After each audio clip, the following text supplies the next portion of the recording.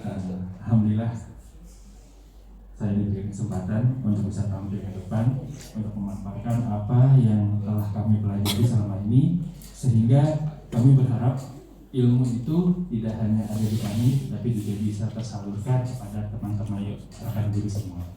Tentu dasar basic dari pendidikan guru penggerak adalah menciptakan profil pelajar Pancasila, di mana poin-poin di sini seperti beriman, bertakwa kepada Tuhan Yang Maha Esa dan berakhlak mulia, mandiri, bernalar kritis, berkebinekaan global, bergotong royong dan kreatif adalah hal-hal yang akan kita tuju ke depannya. Tentu hal ini diawali dari disiplin positif yang sudah dipaparkan pertama kali, bahwa anak-anak diharapkan memiliki disiplin yang berasal dari dalam dirinya. Tapi tak lupa, kita juga sadar bahwa mereka memiliki alasan untuk setiap perilakunya. Jadi anak yang belum mengikuti aturan atau belum memiliki disiplin pasti juga memiliki alasan mengapa dia bersikap seperti itu. Dan bahkan anak yang disiplin pun pasti punya alasan kenapa dia ingin melakukan disiplin. Nah, selanjutnya, ini Bapak dan Ibu, ada 3 motivasi perilaku manusia. Ini berdasarkan prinsip hukuman dan pelanggaran. Pertama adalah untuk menghindari ketidaknyamanan dan atau hukuman. Ini adalah tingkat terendah dari motivasi perilaku manusia. Jadi, siswa berlaku disiplin adalah karena dia tidak ingin mendapatkan hukuman apapun, tidak ingin disetor, tidak ingin ditulis namanya karena sudah terlambat. Jadi atau tidak ingin memiliki masalah ke depannya atau mencoreng. Ini masuk dalam kategori yang pertama, yaitu menghindari ketidaknyamanan atau hukuman. Selanjutnya adalah untuk mendapatkan imbalan atau penghargaan dari orang lain. Tentu siswa kita akan menampilkan jati dirinya yang sebaik-baiknya, ya. Sehingga apa? Dia ingin dia memiliki nilai bagus, tapi perilaku juga bagus. Dan hal ini tentu sudah dapat Ibu rasakan ketika bertemu dengan siswa, ada yang menyapa, Bapak, Ibu. Itu salah satu bentuk siswa yang ingin mendekatkan dirinya kepada para pendidik dan mengharapkan bahwa mereka juga mendapatkan anggapan baik dari para pendidik. Nah, tapi tentu kita berharap para peserta didik mampu menjadi tipe yang ketiga, adalah untuk menjadi orang yang mereka inginkan dan menghargai diri sendiri dengan nilai-nilai yang mereka percaya. Artinya, di sini seorang peserta didik mampu menunjukkan dirinya bahwa dia sudah memiliki, saya ingin menjadi sosok yang teladan, saya ingin menjadi sosok yang mampu memberikan inspirasi bagi orang lain. Kalau bahasa kitanya adalah mampu mengajak orang lain berbuat baik. Mungkin bukan dengan ajakan, tapi dengan perilaku. Ketika kita berperilaku baik, maka kita bisa secara tidak langsung mengajak teman-teman kita untuk berperilaku baik. Dan ini adalah modal intrinsik yang paling awal. Kita mengharapkan semua siswa kita mampu menjadi siswa yang memiliki keyakinan dalam dirinya bahwa dia adalah seseorang yang penting dan bisa memberikan pengaruh baik pada semuanya. Dan selanjutnya, semua itu tidak lepas dari kebutuhan dasar manusia, Bapak Ibu. Yang pertama adalah bertahan hidup, ya. Berdasarkan apa yang kami pelajari, untuk bisa belajar dengan baik, maka harus bisa dipastikan bahwa mereka dapat hidup dengan baik. Oleh karena itu, beberapa program seperti KJP diberikan dan sudah dilaksanakan juga di sekolah kita, bahwa ini akan menunjang bahwa anak tidak hanya bisa mendapatkan pendidikan yang baik di sekolah, tapi datang ke sekolah dengan kondisi yang sudah baik. Mereka memiliki kebutuhan pangan yang cukup, tidurnya cukup, nyaman, sehingga datang ke sekolah dalam kondisi yang terbaik. Ini adalah kondisi bertahan hidup. Lalu ada kasih sayang dan rasa diterima. Siapapun anak-anak kita, mereka bersosialisasi di sekolah tentu ingin berteman dengan siapapun, ingin diterima oleh siapapun. Tidak ada yang dikucilkan. Dan kita pun SMA 66 Jakarta sudah memfasilitasi mereka dengan membuat berbagai program untuk menghindari yang namanya bullying, baik itu secara langsung atau secara dunia maya, seperti itu. Sehingga rasa kasih sayang yang mereka dapatkan itu tidak hanya mungkin dari siswa aja, tapi juga dapat dari para guru. Contoh, Ketika kita membalas sapaan mereka, ketika mereka menyapa kita, itu akan membuat mereka mendapatkan kasih sayang. Sehingga obrolan-obrolan yang kita lakukan di luar jam pelajaran bisa membuat anak itu lebih dekat dengan gurunya, dan itu akan sangat membantu ketika sedang proses KBM di kelas. Selanjutnya adalah kebebasan. Seorang siswa itu tentu ingin dipercaya, dan dasar dari kepercayaan itu adalah dia bisa mandiri mengambil keputusan. Oleh karenanya, kita sebagai guru akan dituntut untuk bisa memberikan solusi tanpa mengatakan solusi.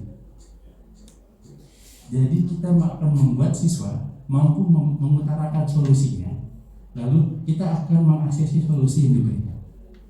Jadi solusi itu tidak hadir dari kita, tapi solusi itu adalah kesadaran diri dari siswa itu sendiri. Sehingga jika siswa melakukan sebuah kesalahan, maka kesalahan itu dapat diperbaikinya melalui solusi yang dia buat sendiri. Dan itu adalah suatu kebebasan di mana dia mampu bertanggung jawab. Selanjutnya adalah penguasaan. Tidak ada siswa yang ingin dianggap sebagai seseorang yang lemah atau tidak berkemampuan. Saya yakin setiap siswa itu ingin dianggap handal. Kamu jago geografi, kamu jago bahasa Jepang, kamu jago olahraga. Siswa ingin memiliki rasa oke, saya handal dalam satu bidang, dan rasa satu bidang ini akan semakin bisa terasa dengan cara mereka mengikuti eskul-eskul yang sudah ada di 66. Sehingga penguasaan mereka terhadap suatu bidang mampu berjalan menjadi jauh lebih baik, jauh lebih berbobot, sehingga mereka mampu kita tampilkan tidak hanya untuk bersaing dengan warga sekolah saja, tapi mampu bersaing dengan warga-warga di luar sekolah. Gitu. Dan bentuknya seperti apa? Seperti lomba. Ya, ketika lomba-lomba itu adalah bentuk bahwa mereka diuji ke penguasaan mereka terhadap bidang yang mereka handali, seperti itu. Lalu selanjutnya adalah kesenangan. Siapapun ingin senang, ya, kepada ibu. Kalau tidak senang maka tidak enak untuk belajar. Dan kita berkeyakinan tidak hanya siswa yang harus senang, guru juga senang. Dan bagaimana biar siswa dan guru senang, maka kita buat kesepakatan kelas, kita buat keyakinan. Ketika kita sedang belajar, maka apa yang harus kita lakukan? Lalu dari kesepakatan itu dengan penuh kesadaran kita jalani bersama-sama, sehingga ketika dijalani tidak ada rasa tertekan. Atau dalam pengerjaan tugas kita buat kesepakatan bagaimana menyelesaikan tugas yang diberikan.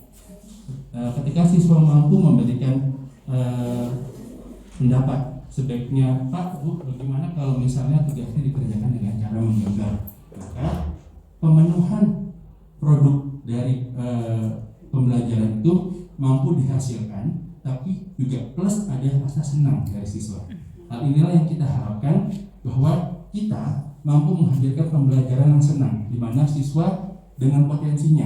Jadi tidak semua siswa harus melakukan satu tugas yang sama. Kami berharap kedepannya kami juga sedang belajar tentang pembelajaran berdiferensiasi, sehingga diharapkan ketika belajar tugas satu dapat diselesaikan dengan beberapa metode, sehingga siswa dapat memilih metode yang dia mampu dan dia bisa, dan mampu menghadirkan penyelesaian produk atau tugas yang lebih baik. Dan ini adalah hal-hal yang kita harapkan ke depannya, sehingga tidak hanya siswa mampu mengerjakan tugas, tapi dia senang dalam mengerjakan tugas itu. Bapak dan Ibu. Lalu selanjutnya, nah, hal ini keyakinan sekolah atau kelas nanti akan kami berikan paparan lebih dalam bersama Bapak Arifaldi. Di sini akan dibuat hal-hal yang kira-kira membentuk keyakinan kelas seperti apa. Dan ini tentu membutuhkan kolaborasi bersama antara siswa dan juga guru. Mungkin itu saja Bapak dan Ibu untuk saat ini. Kami masih perlu banyak belajar, mohon arahannya, mohon kerjasama dan kolaborasinya. Semoga kita semua menjadi guru-guru yang mampu memberikan perubahan bagi seluruh siswa. Sekian dari saya, kurang lebihnya mohon maaf. Assalamualaikum warahmatullahi wabarakatuh.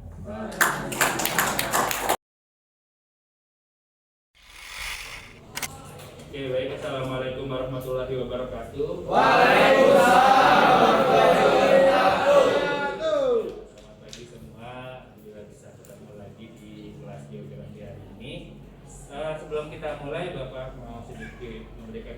mengisi Bapak mengikuti guru penggerak dan di sana Bapak belajar banyak hal.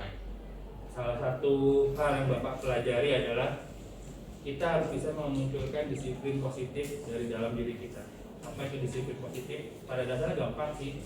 Disiplin positif itu adalah disiplin dari dalam diri. Artinya kita tidak mengikuti perintah hanya karena takut dihukum atau agar mencari pujian. Tidak. Kita mengikuti aturan itu karena apa? Kita sadar dengan adanya aturan itu kita bisa menjadi pribadi yang lebih baik. Pasti pribadi yang lebih baik itu adalah pribadi yang setidaknya kita tahu mana yang benar, mana yang salah. Karena kalau kita akan menjadi orang dewasa sesungguhnya, kita akan bekerja dengan orang lain dan kita tidak bisa memilih dengan siapa kita bekerja. Minimal hal pertama adalah kalau kita mau menjadi orang disiplin, kita bisa menerapkan nilai-nilai kebenaran secara universal, kebajikan universal. Contoh, menjadi jujur itu semua agama, semua suku, semua ras bisa mempraktekannya. Menjadi baik itu semua orang bisa mempraktekannya. Ya. Menjadi tenggang rasa, tanggung jawab, tolong menolong itu semua bisa melakukannya. Jadi saran Bapak, kita harus bisa memunculkan bahwa disiplin itu bukan berdasarkan ketakutan, bukan berdasarkan pujian, tapi memang kesadaran. Kayak contoh, saya mengerjakan tugas itu karena memang saya tahu fungsi dari tugas itu buat apa. Hari itu dari mana? Dari itu pengalaman itu. Besar. Ini tadi saya dikasih. Nah, ya. Bukan dari kantin. Enggak. Yakin. Iya. Nah, ya dari kantin lah. Ya udah kalau kita duduk dulu. Oke. Kenapa buku kok dari kantin? Dari kantin kenapa? Dari minum Pak. Dari minum. Ya, kamu haus. Oke, fine. Next time jujur aja ke Bapak terkait kalau kamu mau ke kantin, gak apa-apa. Setidaknya saya sadar semua orang itu butuh minum. Jangan kamu, tapi Bapak pun juga bawa minum, ya. Jadi siapapun yang memang haus silakan minum. Minta izin aja ke Bapak, itu Bapak berikan waktu kalian untuk minum. Karena minum adalah salah satu kebutuhan kita untuk hidup. Gak mungkin kita bisa belajar kalau kita nggak makan dan nggak minum. Di sini nggak mungkin bisa belajar 6 jam tanpa minum kan? Jadi minum adalah salah satu kebutuhan dasar manusia untuk bertahan hidup. Sehingga apapun di sini, kalau memang merasa haus, silahkan minum. Dan kalau memang sudah waktunya untuk istirahat, silahkan istirahat. Dan Bapak harap kita semua bisa memunculkan disiplin positif dari dalam diri kita, bahwa saya tahu di kita itu punya kebutuhan, butuh senang, butuh bertahan hidup, ya. Beberapa contohnya, dan salah satu contohnya tadi seperti misalnya butuh ke kantin Pak untuk minum, maka Bapak berharap lain kali jangan ke kantin ketika sedang jam belajar. Oke. Dan Bapak harap ini menjadi contoh buat kita semua bahwa tetaplah bersikap jujur apapun keadaannya. Oke. Itu saja. Mari kita lanjutkan pelajaran kita. Kita hari ini akan mengumpulkan tugas kemarin apa buat apa? Bikin peta ya, bikin peta. Oke, silakan dikumpulkan. Terima kasih.